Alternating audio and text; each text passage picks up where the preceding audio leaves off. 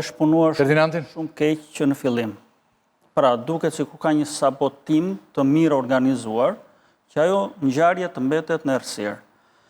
Në mendimin tim dhe në informacionin që unë kam, nuk është një ngjarje që mund të fshihet, sepse personat atë ditë që janë marrë, që kanë organizuar rrëmbimin e tij, nuk janë 1 e 2. Mund të jenë dhe 100, mund të jenë dhe 200. Janë aq shumë dhe kanë qenë aq shumë, sa është shumë e vështirë që ti në një të ardhme të mos dalë dikush nga këta, i kapur në mënyrë apo në një tjetër, të mos ketë ndryshuar një raport politik apo politika me biznesin e tjere, mos të thyet një diçka dhe të mbyllet. Pra është një ngjarje shumë e madhe për të fshehur. Ajo që ne vëmë re është që policia shkoi me vonesë për të bërë hetimin për të ngjarje.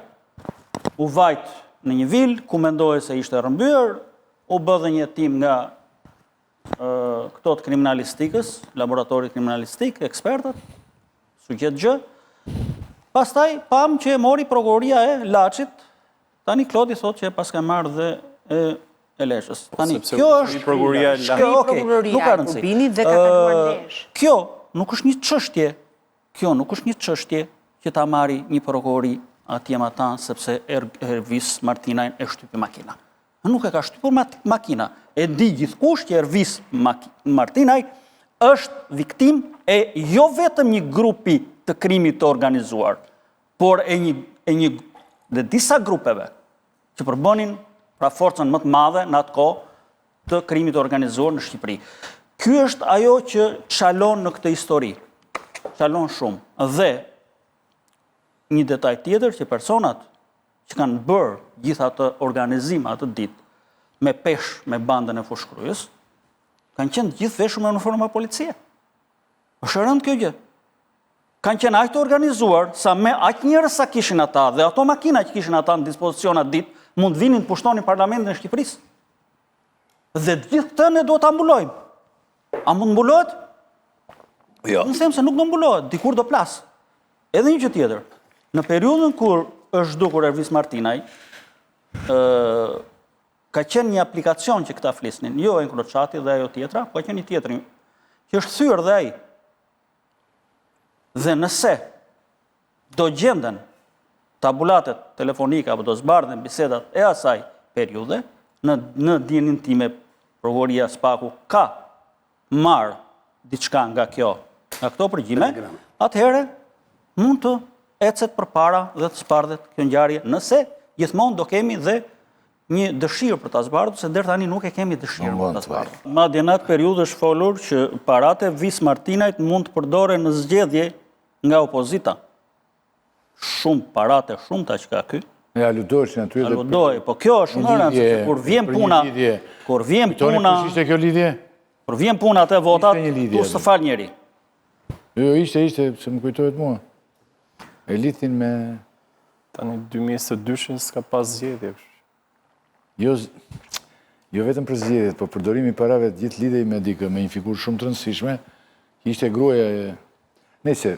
Patin 2021 ishin dhe kishte ca efekte, pati ca përplasje. Për këtë ngjarje, ka pasur 100 apo 200 njerëz të organizuar, një pjesë veshur me uniforma policia, që janë marrë me këtë punë, dhe që e din shumë mirë se çfarë ka ndodhur. Ka pas edhe ky disa njerëz me vete, që kanë qenë pak në 3 makina që ka shkuar Visma, apo 4 makina që ka shkuar atje, të këtij vendi, ku e kanë marrë. Pra, është një numër shumë i madh personash që e din. Këta persona, që janë 100, 200 apo 300, a e kanë folë dhe me disa të tjerë? Ja, pra e kemi rreth 1000 veta që din detaje. Mua më shkruajnë her pas here dhe më sjellin detaje njerëz pa njohur anonim nga kjo ngjarje. Më shkruajnë detaje që kur i shikon dhe i peshon me atë çfarë ka ndodhur duken të besueshme.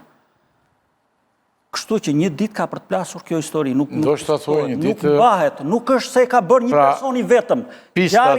Ngjarjet kriminale të pazbardhura, që kanë shkuar gjatë ose që nuk janë zbuluar fare, kanë nga mbrapa një autor të vetëm. Kur ndodh me një autor të vetëm, jo zotëri, kjo është me 200. Nuk ka mundësi, do pëlcas një ditë.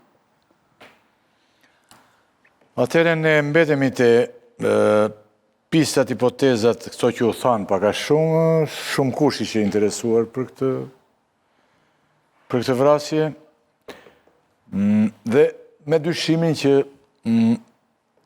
ka apo s'ka interes, edhe ka dhe s'ka interes për të zbardhur zhdukjen e Martinat,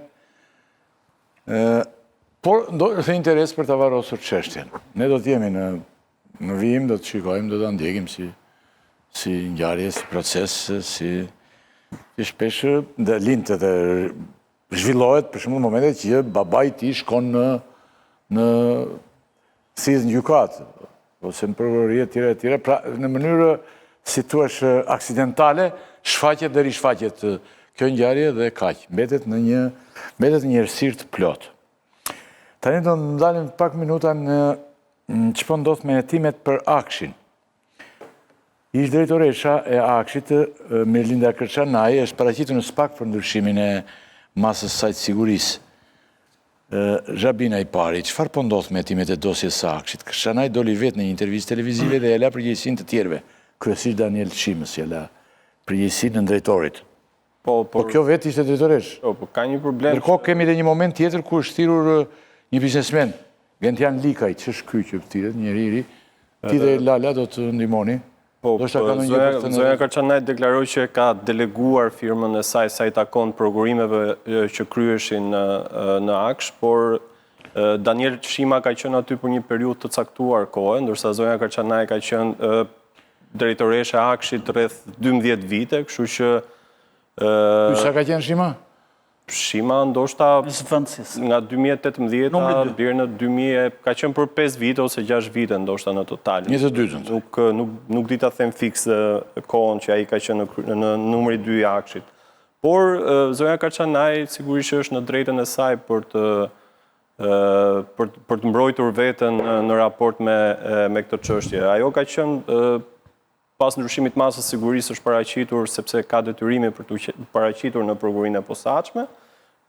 Ka qëndruar vetëm pak minuta, por sigurisht që ajo mund të rikthehet për shkak të zhvillimeve që ka në këtë dosje. Ndërsa interesant gjatë kësaj jave ka qenë paraqitja në prokurori e shtetasit Gentian Likaj, i cili është një ndër biznesmenët që ka përfituar po them më shumë nga tenderat e Akshit, në të shtrirë këto në vite, mund të llogaritën rreth 45 milion euro të fituar nga tenderat e Akshit, dhe në dosjen e prokurisë së posaçme, ky shtetas ka dy episode të rëndësishme që kanë të bëjnë me dy procedura prokurimi.